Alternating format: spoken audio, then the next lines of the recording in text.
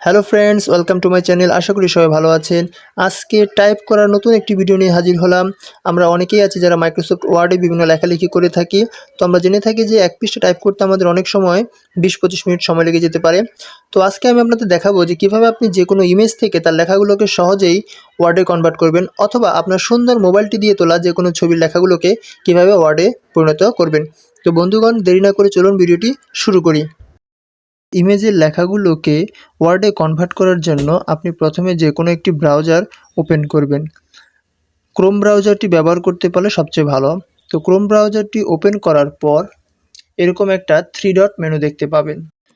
এই 3 ডট মেনুর ভিতরে রয়েছে গুগল ড্রাইভ। এই ড্রাইভ অপশনটা ওপেন করবেন। গুগল ড্রাইভে ওপেন করার পর এরকম একটা প্লাস আইকন, প্লাস নিউ দেখতে পাবেন।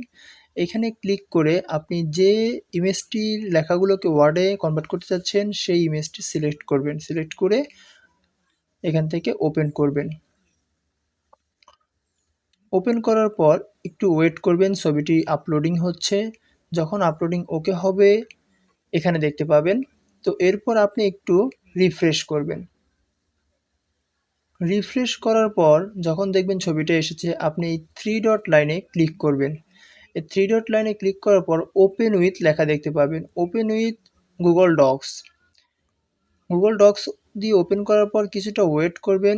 তো দেখতে পাচ্ছেন ছবিটি এখানে লোড হচ্ছে। লোড হওয়ার পর ছবিটির একটু নিচের দিকে স্ক্রল করবেন। নিচের দিকে স্ক্রল করলে দেখতে পাবেন যে এই ছবির ভিতরে যা যা লেখা ছিল এখানে তাই তাই লেখা চলে এসেছে। শপথ জাতির পিতা বঙ্গবন্ধু শেখ মুজিবুর রহমানের। তো দেখেন আমার ওই ছবিটা তো ঠিক ছিল যে বর্তমান হাই স্কুলের বা প্রাইমারি স্কুলের যে শপথটা, সেই শপথটা। এখান থেকে চাইলে আপনি লেখাগুলোকে সিলেক্ট করে ছোট বড় করতে পারবেন, বোল্ড করতে পারবেন, এবং আরও চাইলে আপনি এখানে মাইক্রোসফট ওয়ার্ডে যে কাজগুলো সাধারণত করা হয় প্রায় অধিকাংশ কাজই এখানে ইচ্ছে করলে করতে পারবেন।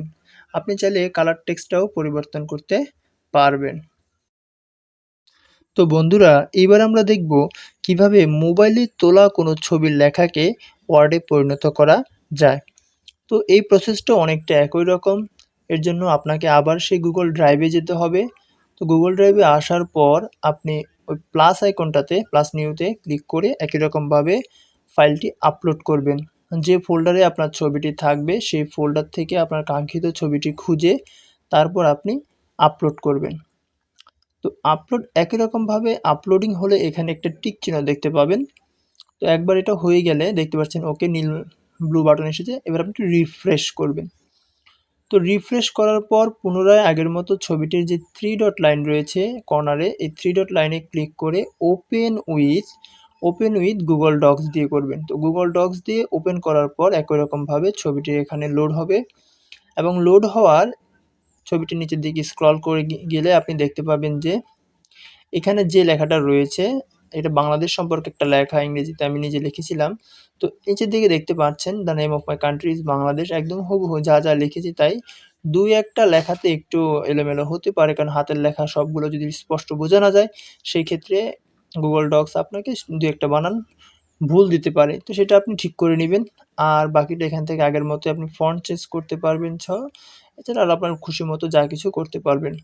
তো ফ্রেন্ডস, আশা করি ভিডিওটি আপনাদের খুবই উপকারে এসেছে। ভালো লাগলে আমার চ্যানেলটি সাবস্ক্রাইব করে পাশে থাকবেন। পরবর্তীতে এরকম আরও ভিডিও পাওয়ার জন্য অবশ্যই পাশে থাকবেন। ধন্যবাদ সকলকে।